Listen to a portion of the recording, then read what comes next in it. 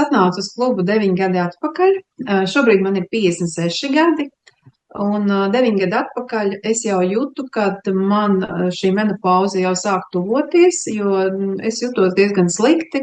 Man sāk parādīties arī karstuma viļņi, un par cik es atceros, kad manai mammai bija tie karstuma viļņi, ka tas bija diezgan ilgstoši, un es atceros, kā viņa ar to mocījās.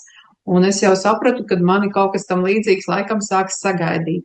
Protams, ejot pie ginekologa, tas, ko man arī ieteica, ka jāsāk domāt par kaut kādu hormonālo terapiju, bet es zināju, ka hormoni taisa resnu, un es neko tādu negribēju.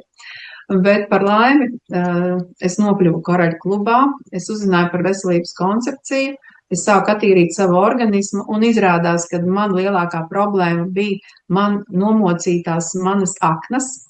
Un tāpēc nepārtraukti es visu šo laiku, cik esmu jau Karaļu klubā, es sniedzu atbalstu savām aknām.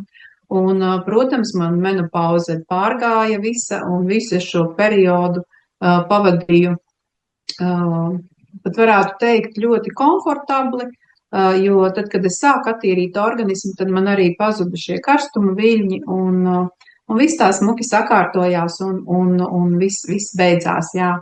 Tāpēc Fandetoks tēja, tā man laikam ir regulāri, ko es lietoju visu laiku, jo es saprotu, ka aknas ir mans vājais punkts, jā, jo arī agrāk man uz sejas bija tādi tumši pleķi, it sevišķi saulītē, kad pasauļojos, tad tādi arī man vairs neparādās, un patiešām es esmu priecīga, kad man patiešām āda ir ļoti laba, un es domāju, tas ir tikai un vienīgi pateicoties, veselības koncepcijai.